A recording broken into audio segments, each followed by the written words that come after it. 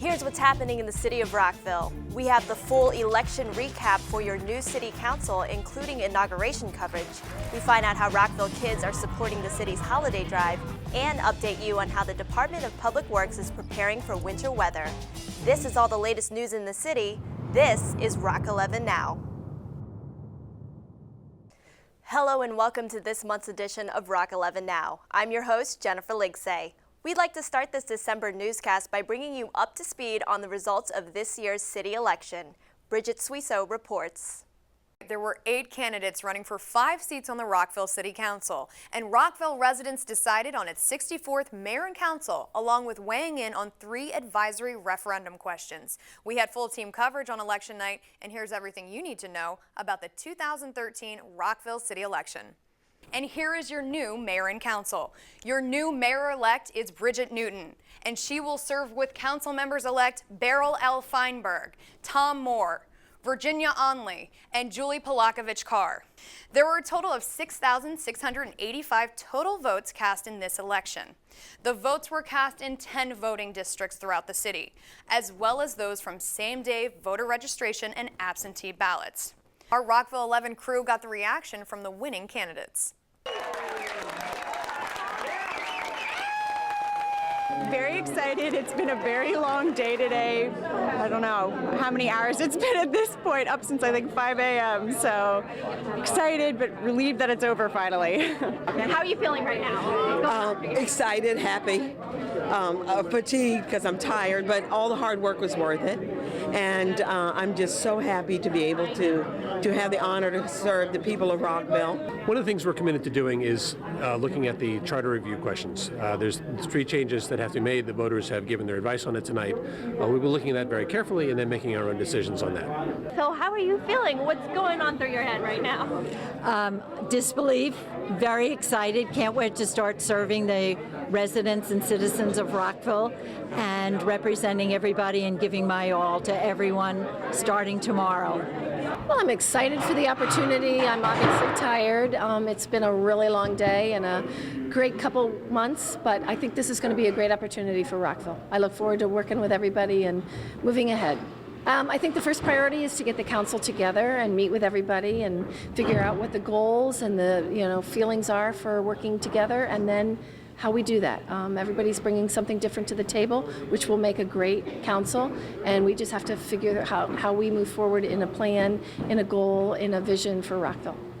There were 3 advisory referendum questions voters weighed in on in this election, and residents recommended to increase the term of the council members from 2 to 4 years, but did not vote in favor of changing the city election to coincide with the presidential election or increasing the body from 5 to 7 members. Be sure to stick around later on in the show for our coverage of this year's inaugural ceremony. In addition to welcoming new leaders, we also wanted to take a moment to reflect on the service of our veterans with a recap of Rockville's Veterans Day ceremony. A tradition in the city, the tribute takes place on the 11th day of the 11th month at the 11th hour in Veterans Park. Here's a look back on the event and an overall thank you to our nation's veterans. It's the camaraderie of all of us.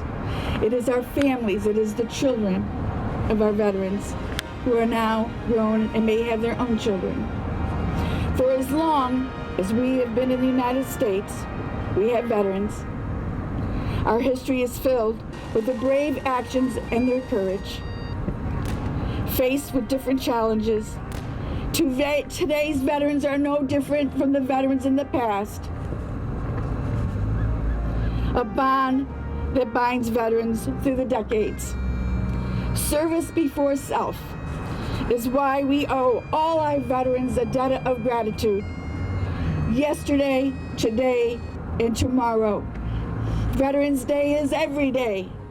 It is important for us to celebrate our veterans every day, not just on this day, but this is the day we've set aside to make a special notice and remembrance. And I think it's very important that we honor their service, their sacrifice, and remember them. We just take to remember them and to thank them for their dedicated service. We've had so many wars, and we have faithful military men and women who served this country and actually served us and protected us.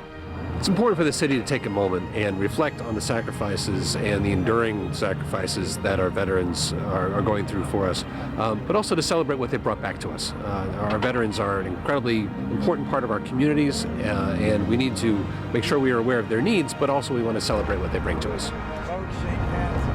To all our veterans, I thank you for your service. I thank you for your sacrifice. God bless you. God bless America. Residents and visitors of Rockville now have something cool to do in Town Square this winter. As one of the largest outdoor ice skating rinks between Baltimore and Washington, D.C., the 7,200 square foot ice rink in Rockville has reopened for the season. Morgan Lash has more. It was a night of family fun here at the Rockville Ice Skating Rink. We talked to some families that were having a good time getting their skate on. We love Rockville! The Rockville Ice Rink is officially open for the season, and residents of all ages came out for a fun night of skating. Well, I'm ice skating here today. You know, today's the grand opening, so I'm very excited today. I come here every year since it opened, and it's been wonderful, really. Just skating and just having a really good time. A good time. We're just here to enjoy the rink. We're excited it's open again. The Rockville Ice Rink has been open for the past 3 years and always starts the season off with a big grand opening. We spoke to Rockville Town Square marketing manager Jill Powell about the rink and the effect it has on the city. We are really excited. We're expecting 50,000 skaters to come through this season, so we are just ready to go, and this is kicking off the whole season. We love this for Rockville because it provides something to do outdoors in the cold winter months. As you know, this property is known for its summer events program with outdoor movies and concerts and kids events, and we wanted to provide the same thing for the winter months, so the ice rink is the perfect thing to do. The event brought out all kinds of skating enthusiasts, including the Rockville-based Team USA ice dancers. We're here, we're skating the show. It's fun just to see everyone come out, and it feels great to be able to put on a show for them. So. Yeah, it's really fun. For all the latest winter events in the city, go online to rockvillemd.gov. For Rock11 Now, I'm Morgan Lash. Rockville's volunteer-driven boards and commissions provide the mayor and council with informed opinions, thoughts, and ideas that help shape the city. In a new feature here on Rock11 Now, we want to give viewers a first-hand look at the work your city's boards and commissions are doing to keep Rockville thriving. To kick off the series, we would like to highlight the 11-member Human Services Advisory Commission that meets on a monthly basis advocating for the human services needs here in Rockville. Established in 1997, the Human Services Advisory Commission has provided the mayor and council guidance on addressing human services needs that exist in the city. Human services are basically your basic needs of survival, of housing and food and clothing and development. And so we help advise on the safety net for the city to make sure that no one falls through the cracks, and if there's something with youth or with seniors or with families or individuals, that we make sure that the city is meeting those needs. It's advised the mayor and council on funding. It's advised the mayor and council on affordable and workforce housing. They've testified before the mayor and council regarding any needs that might be present, and they've also co-sponsor the Salute to Nonprofits and really do provide us a great deal of help during the holiday drive. Rockville's annual Holiday Drive is a citywide effort that helps families in need during the holiday season and provides an opportunity for residents to give back to the community. Many, many volunteers from companies and individuals that come forward to do the drives, to bring the toys and the food and to package it up and be able to get it and deliver it to all the people that need it. It's a very busy time in the city. The commission draws upon the diverse backgrounds of each member of the HSAC to discuss a wide range of agenda items for their meetings. Health of the community is very important, especially those who are most in need of health, and that's where I'm really functioning as a volunteer, and I'm most interested in the health of the community and those people that don't have health insurance, are low income. There are a lot of people who don't have a voice, I think, in city government, local government, and even in national government. And the commission really helps those people out. I think it's a fun commission. I think we're all very supportive. You learn so much about the city and all the wonderful things that are happening. So it makes you feel good to know that you're helping others. If you want to learn how to get involved with any of Rockville's boards and commissions or to find out more on the HSAC, go online to rockvillemd.gov/boards-commissions. The city's holiday drive is in full swing, a time when the community gets together to help out those in need during the holiday season. Here's an update on how some kids are making a difference. I'm Rockville 11's Morgan Lash here at Robert Frost Middle School's annual Turkey Trot. There are hundreds of students here today, all dedicated to making a difference in the Rockville community. For over 20 years, students from Robert Frost have come together for this race, and the Turkey Trot is no small event for the school. Oh yeah, we have all these kids participating. It's a lot of fun. We have more cans of food coming in. We have teachers participating. We have contests, and it gets to be like a wild week. And the entire student body participated in this event in one way or another. They either ran or they contributed or they were here to cheer on their friends, and we just had a great time today. While students had a great time at the event, they are all running for a much bigger cause. Proceeds of the Turkey Trot go towards Rockville's Holiday Drive, a city effort to help local families have a special holiday season. This is for the Rockville Holiday Drive to support those families and persons who are in need during this holiday time. We're just such in a great community, and we want to help one another to do well during this holiday season. This annual event is not only important for the school, but for the whole community. It gets the whole community, the school, everybody involved to do one thing for a great cause. And as you can see, we get lots and lots of people out here, and it's great. It's just a lot of fun. To learn more about how you can donate to Rockville's Holiday Drive, go online to rockvillemd.gov and search Holiday Drive. Montrose Discovery Preschool is a child care program provided by the city's Department of Recreation and Parks. Each year, in celebration of the November holiday and the diversity of the preschool, the school hosts a Thanksgiving gathering for the students and their parents, complete with performances, songs, and a colorful food spread. Here's more from this year's event.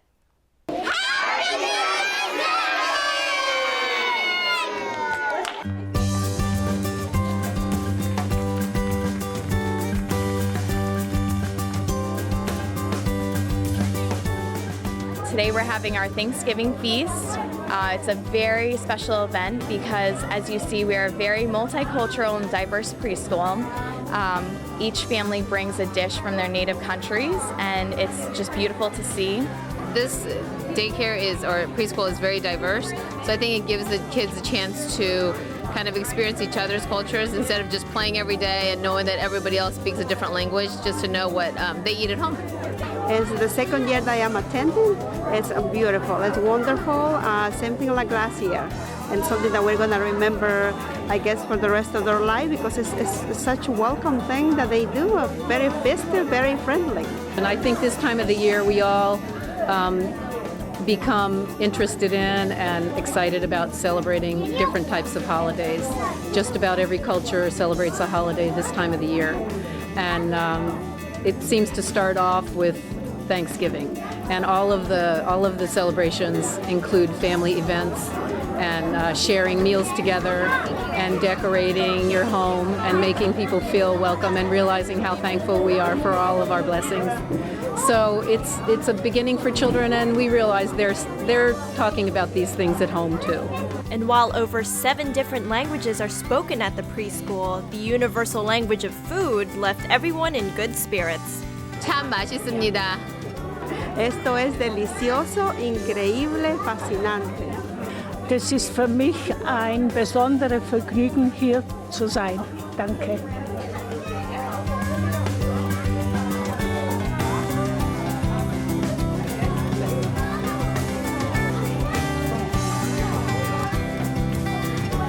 For more information on Montrose Discovery Preschool, call 240-314-8631 or visit rockvillemd.gov. Now for our regular Meet Your Neighbor episode. This month, we would like to introduce you to a student of Rockville University. The university is a free citizen awareness program offered to residents every year in the fall that strives to teach participants about Rockville's history, government, and its neighborhoods through a series of staff briefings and tours. Morgan Lash has the story. The Rockville 11 control room was one of the stops Rockville University students toured as part of their program. For this month's episode of Meet Your Neighbor, we chatted with Ms. Jackie Brown, a resident agent of the Heritage Park Cooperative here in Rockville and a recent Rockville University graduate. I have an MA in education, and I am a mother of 4, a grandmother of 8, a great-grandmother of 4, and 4 on the way. As an ex-teacher, Ms. Brown found Rockville University to be a valuable learning experience. It was interesting enough that it made you want to come back to find out, I got to find out about that. I got to find out about that. So that was one of the things from day one. And it was her experience with the Heritage Park Co-op that led her to sign up for the class. I called the people who I am in contact with who work here, for the city, and they explained it to me. And I said, I think I need to do this because for the simple reason that I don't know anything about Rockville outside of the people that I associate with because I'm a native Baltimorean.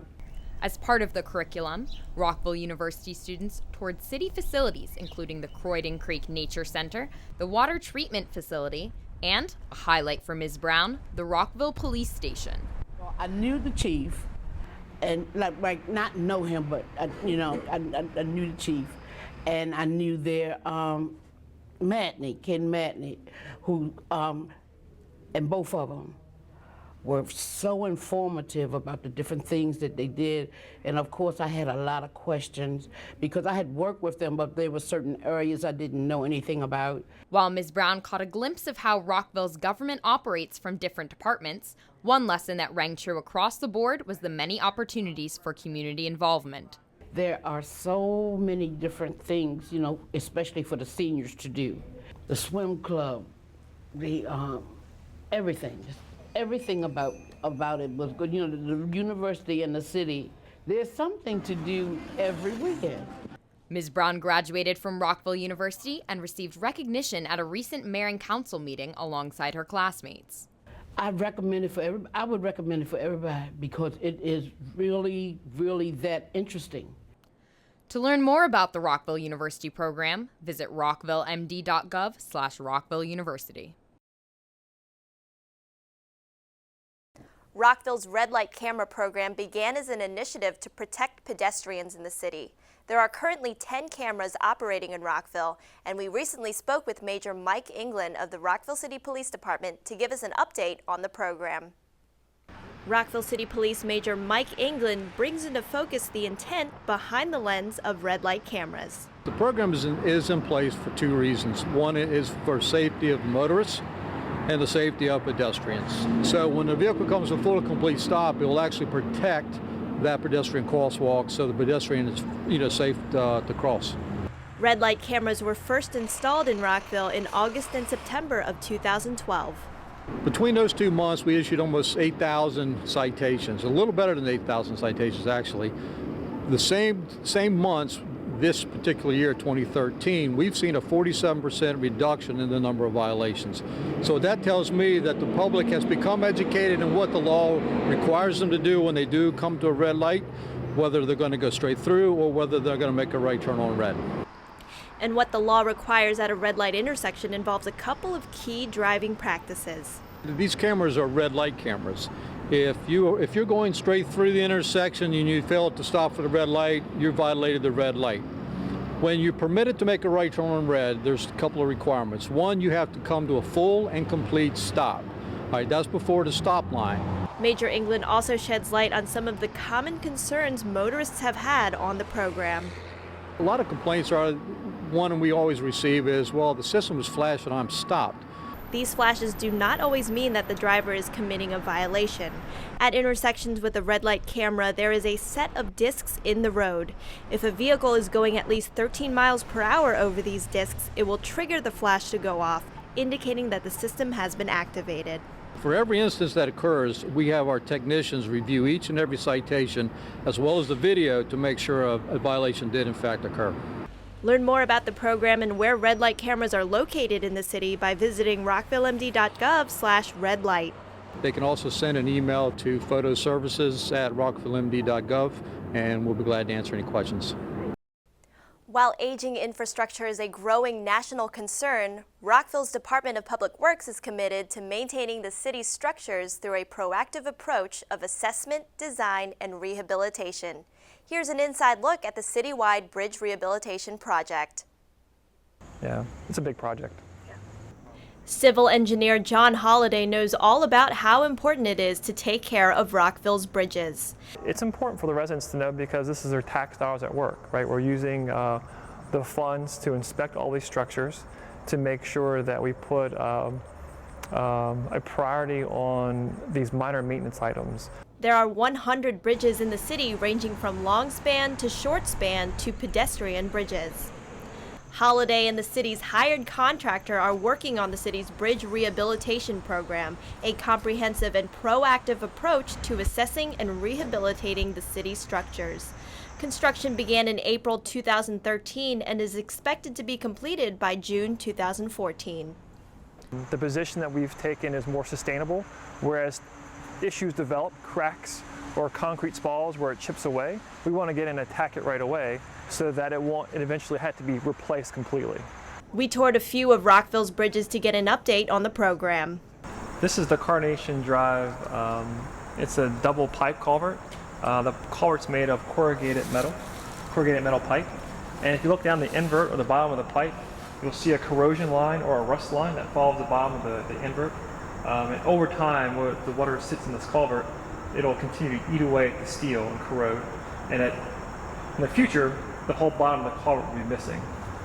So our plan is to get in here, clean off the bottom of the culvert, and re-pour a new concrete culvert so that the water that flows through these culverts flow across the concrete, not on the metal. While the duration of each project in the program varies, impacts may include construction noise, parking restrictions, and traffic interruptions. Appropriate notification and signage will be made available to affected areas prior to any construction. If you have any questions about the city's bridge rehab program, contact Public Works at 240-314-8500. Learn more online at rockvillemd.gov/bridge rehab. As the temperature drops this season, the city is already preparing for whenever a winter storm may hit. Here's more with Bridget Suizo. Director of Public Works Craig Simino and his crews are ready for any winter weather condition. We were able to find out what happens once winter weather is in the forecast. Well, the plan actually consists of many different plans, which is depending on the level of severity of the snowstorm, we have a different plan, all the way ranging from a little icing to a full-fledged 12-inch or above winter storm. And when you get to the higher ones, we actually go on to shift operations. That is, we call in backup drivers from our utility sections and from our refuse sections, even if we need them. And we put people on 12-hour shifts and are prepared to work 24 hours a day. However, we have had two very mild winters, if you will, with low volumes of snow. So who knows, that may be a sign, but regardless of what the sign is, we're prepared. We're prepared for another 2010 if we need to, where we had a record storm. The Department of Public Works learned from the massive storms of 2010 and are even more prepared to help residents when winter weather strikes. We've got a new salt barn down there, which really increased the amount of salt that we could store. And that helps us because when you get into a 2010 storm, salt was hard to come by right before and during the storm. So we now make sure that barn is full. It'll be full a lot of times over the summertime, but certainly before the season. And as soon as we have used it a little bit, we make sure that we have a supply in to refill it. Simino offered advice when it comes to residents being prepared this winter. Prepare for the winter, and it's not too late right now. We're getting cold and we're getting ready to get there. They should check their supplies, their snow shovels, make sure they have a supply of ice melting supplies. Don't wait until the weatherman says it's going to be a big one, because you know what happens at the store when that happens. And so if you have a snow blower, make sure that's ready to go. Make sure you check on your neighbors. If you traditionally help your neighbor or they help you, make sure you're checking with each other. Also, be sure to get familiar with snow regulations in the city. Snow removal on sidewalks, driveways, and entrances are the responsibility of the owner in the following time frames: up to 3 inches, 24 hours, 3 to 9 inches in 48 hours, and 10 inches or more, you have 72 hours to remove snow from driveways, sidewalks, and entrances. With these plans in place, Rockville is ready to battle Mother Nature to keep your city moving. For more information on your Public Works Department, go online to rockvillemd.gov and search Public Works. Hello Rockville, and welcome to this month's edition of News You Can Use. I'm Rock11 Now's Morgan Lash, here with all you need to know to have a very merry month of December. If you're a soon-to-be bride, or if you just dream of one day having that perfect wedding, you won't want to miss the 15th Annual Glenview Mansion Bridal Expo on Sunday, January 26th. The show will feature caterers, cakes, florists, photographers, music, and other bridal-related services. Tickets can be purchased for $5 at the door. For more information, call 240-314-8660 or visit rockvillemd.gov. This holiday season, Rockville is going green. In addition to its regular recycling collection, Rockville will be collecting holiday trees to be composted into mulch. Rockville is also asking residents to consider products that help reduce environmental impacts and energy costs when purchasing electronic gifts. These can be found by checking third-party standards such as Energy Star qualified and EPEAT registered products. To dispose of old electronics, Rockville provides collection by appointment. To schedule an appointment, call 240-314-8568, weekdays 7 a.m. to 3 p.m. Get into fun this winter with the season's City Recreation Guide. Check out holiday happenings, teen events, and classes for residents of all ages offered by the City of Rockville's Department of Recreation and Parks. Most winter classes start in early January and run through mid-March, but there are even fun activities to keep your children busy during winter break. You can find this information and more in the Rockville Winter Recreation Guide, available in City Hall, local community centers, and the Twin Brook and Rockville libraries. You can also go online to rockvillemd.gov/recreation or call 240-314-8620 for more information. Rockville's 64th mayor and council was officially sworn in at this year's inaugural ceremony. The newly elected city council was joined by their families, friends, and other local officials for a program of inspiring speeches and music. Rock11 Now's Katie Giardi covered the event. I'm Rock11 Now's Katie Giardi here at F. Scott Fitzgerald Theater, where the newly elected mayor and council were just inaugurated. We caught up with them to find out what they hope to accomplish during their term in office. Ladies and gentlemen, I give you the 64th Mayor and Council of Rockville. Please stand.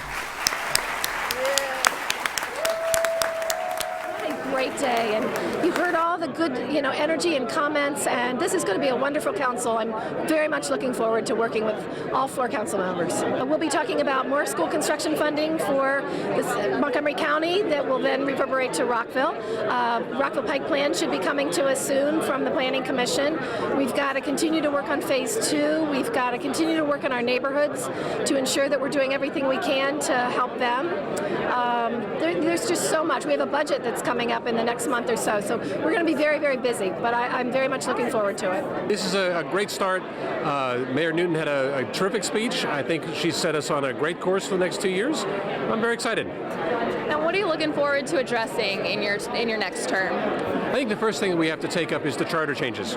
We have 2 good data points on this: the report from the Charter Review Commission, and then the results of the advisory questions that the voters voted on 2 weeks ago. We want to have a really good substantive public hearing on that, and then make up our minds. I am truly feeling humbled, excited, can't wait to serve the residents and everyone in Rockville, but humbled and awed at the responsibility and entrust given to me in this election, and I can't wait to start serving. What are you looking forward to specifically in your term? As I had said while I was campaigning, I'm looking forward to championing services for seniors, seeing where there are gaps, where there's duplication, how we can make outreach to seniors. Another thing that I'm concerned about and want to make sure is that we have sustainable budgets, not just for today, but for tomorrow and the next several years. I am very excited and very happy that today has finally come. It was a long campaign, but now the real work begins, and I'm very much looking forward to serving the people of Rockville. I think there's going to be a number of important issues that are going to come before the mayor and council this time in terms of the Rockville Pike Plan and having a good vision for that, but there's some new initiatives that I hope that we'll address, including around environmental issues and in terms of services as well for residents. Well, there's a little unrest in the city, and I want people to come together from all neighborhoods, and I'm the first African American woman to be elected, so I want people to look at the city for the diversity that we have here. When you have an election of so many new council members, there's always those items that didn't quite get completed, and that's going to be my first priority, seeing what's on the plate to look at right away. This is our opportunity, and together we will do great things. Thank you. Be sure to watch our full production of this year's inauguration on our YouTube channel. Stay connected by subscribing to us there and following us on Twitter. And that's it for this edition of Rock11 Now. I'm your host, Jennifer Ligsay, and on behalf of the whole team here, thanks for watching.